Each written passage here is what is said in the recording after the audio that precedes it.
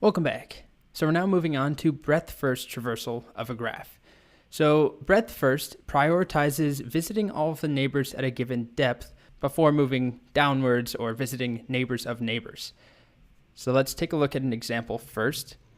With a tree, it's always easier to talk about because we can just say horizontal before vertical, before descending down. With a graph, though, it's a little more complicated, but we can still talk about depth. There are layers, there's levels. It's actually called height. So if we start from 0, there are 3 neighbors of 0. So we could call each one of them 1, 2, and 9. Each one of those have a height of 1. So we could put a little 1 next to them.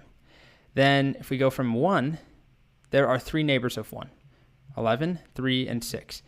Those would have a height of 2. If we look at 9, there's 8 and 4. Those have a height of 2. They are 2 jumps away from 0. 1, 2. Something like 10 would have a height of 3. So when I say height, just imagine a little number here, a 1, and a 1. Then we have a 2, 2, and a 2. And we're going to visit all of the things on the same height, horizontally in this case, or sort of diagonally across, before we visit their neighbors. So here, I'll play it for you. Again, the order we go in this case, is going to be 1, 2, 9. On this website, they use the lowest number first, I believe.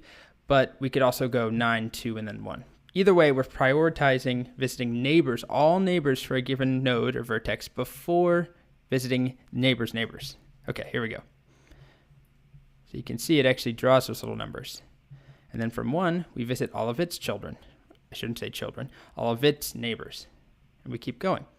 Now, of course, we have to keep track of what we've already visited because, like here, if I pause, we've already visited 5.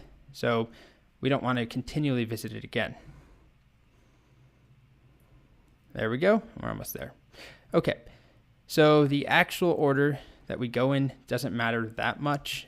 Like I said, if we're going to start 9, 2, and then 1, or 2, 1, and then 9, it's just that we're fleshing out all of the neighbors for a given vertex first.